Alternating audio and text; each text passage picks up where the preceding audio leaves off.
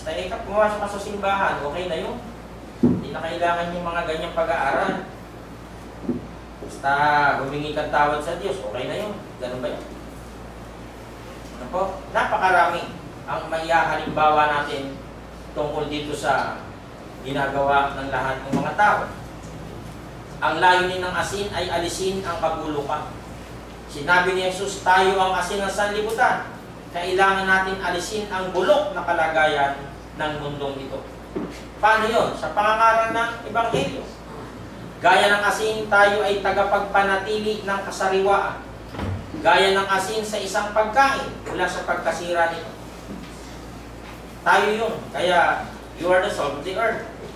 Kailangan tayong magsilbing pampalasa para sa iba upang sila'y hindi mapunta sa kabulukan ng mundong ito. Nakikita nila, naglilingkod tayo, iba tayo sa iba, kasi tayo ay tumatawag sa Diyos, nag-aaral tuwing unang araw ng Sanlinggo. Sinasabing tayo ay asin ng sanlibutan, kaya naman pala, kailangan tayong maka-influensya sa iba. Kailangan tayong makapagsalita sa iba, maging pampalasa para sa iba. Kung wala ang mga Kristiyano at ang kaligtasan na pinapahayag nila, ang mundong ito'y magpapatuloy sa pagiging walang lasa. Magugulok to. Bakit? Nang dumating ang Ebanghelyo ng ating Panginoong Yesus, nagkaroon tayo ng kaligtasan. Paano kung wala?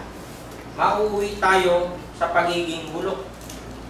Walang tunay na lasa na matatagpuan sa mundong ito ni tunay na kaligayahan.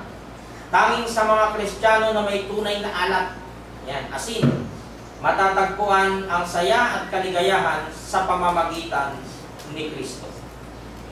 Kaya mapapansin natin, pag tayo minsan ay nakaliban ng pagsamba, hindi tayo nakasimba, parang may kulang. Nararamdaman niyo po yun? Kasi nga po, sanay na tayo sa ganitong gawain na tayo ay nakikinig ng salita ng Diyos. Habang nangyayari ito, naniniwala ako na ipapasa natin ito sa iba. Meron tayong payo na maibibigay sa lahat ng humihingi ng sagot sa buhay na ito. Kasi marami pa sa mga nasa labas ang naghihintay na sila ay dalhin. Kaya totoong bibilib ka sa mga nagsisipangaral ng Ebanghelyo na napakatiyatsaga. Mga kumakatok sa bahay, diba? Nag-iimbita, napakatyaga nila. Kahit bastusin mo na, wala nang tao dito. Bantay lang ako. Hindi titigil niya mga yan. Bali wala sa kanila. Ano? Bakit? Dahil lang hihinayang sila sa mga kaluluwa na hindi nila matatawag. Nakikita natin yan, nasasaksihan po natin yan. Bilang Kristiyano, tayo ay may tungkulin na ipalasap sa mundo ang tunay na lasa at ligaya na nagmumula kay Kristo na ating pinaglilingkuran. Yun yung pagiging asin. Ano? Kailangan mong ipadama. Ikayatin sila. Ang mga Kristiyano ay naninirahan sa mundo, kaya dapat mamuhay ng may kadalisayan. Gaya ng asin na puti ang kulay at sumisimbolo sa purity, kailangan ng kakaibang buhay. Sa ating mga community, nagre-reflect ba sa kanila na tayo ay tunay na Kristiyano? O nananatili na lang tayo sa isang gilid na wala kaming pakialam sa inyo? Ano ba? Ano po? Makikita natin sa mga halimbawa na napakalaki pala ng pananagutan natin bilang mga tinawag ng Diyos, nakaalam ng kanyang mga salita. Kailangan pala talaga natin mag-share.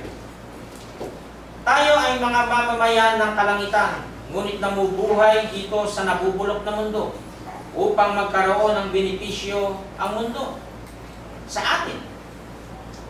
Lagi nating tatandaan, Kristiyano lamang ang asin ng sanlibutan. Dahil kumakatawan tayo kay Kristo, tayo na din ang pag-asa ng mundong ito mula sa kanilang kabulukan. Napakalaki po pala ng ginagampanan ng isang Kristiyano sa mundong ito. Kaya nawa sa ating mga pag-aaral na mga binibigay naming paksa, lahat kami na tumatayo dito, na i-share din po natin sa iba. Hindi naman tayo namimilit eh. I-share lang. Kesa kung ano yung sabihin natin sa iba, i-share natin yung mga napag-aralan natin. Mahalagang bagay ito na matawag natin sila at mailigtas sa kaparusahan. Huwag tayo magsasawa, na abutin ang sinuman, lalo mismo yung ating sambahayan. Pwede tayo magpaalala, hindi naman tayo namimilit. Pwede tayo laging magsabi sa kanila na, huwag tayo magsawa na, halika, sama ka sa aking paglingkod. Baka sa kagagano natin, makuha natin sila. Ikaw ngayon ay naging isang asin na pampalasa sa mga nawawalan ng pag-asa.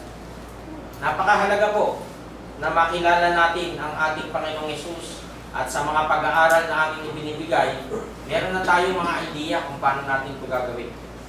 Mahalagang magkaisa ng pananampalataya at makita natin yung katotohanan na iniaalok ng mundong ito. Marami pa naliligaw. Nakita naman po natin na marami pang naniniwala sa iba't ibang mga Diyos. Diba? Kagaya nung mga binabanggit sa Commander Aguila, kung sino-sino pang mga sikat na pinaniniwalaan ng tao. Samantalang kung ito ang ating maipapahayag sa kanila, magkakaroon tayo ng kasiyahan habang tinatawag natin sila. Paglipas ng panahon, masasabi natin, anak ko sa pananampalataya yan, ako nag-convert yan, sinama ko yan. Napakasarap maramdaman yung gano'n, na nagkaroon tayo ng wisdom sa paglakad sa mundong ito. Hindi tayo lumakad ng mag-isa lang tayo. Nag-impluwensya tayo sa iba. So maraming salamat po sa inyong pakikinig sa umagang ito, mga kapatid. At sana sa ganitong gawain ay nagiging matibay ang ating pagkakilala sa Diyos. At ipinakilala natin sa umagang ito ang pagiging asin ng sanlibutan ito na makaka-impluwensya tayo sa iba upang sila ay matawag din naman natin sa ganitong gawain ng paglilingkod sa Diyos. Isang magandang umaga po muli sa inyong lahat, mga kapatid. At tayo dahon na sa pagpuputol-putol ng tinapay at pag-inom sa saraw ng Panginoon, muli tayong umawit. All things are ready. All things are ready. Come to the feast. Ready? Sing. All things are ready. Come to the feast. Come for the table now is spread. Ye famishing, ye weary come, and thou shalt be richly fed. Hear the invitation.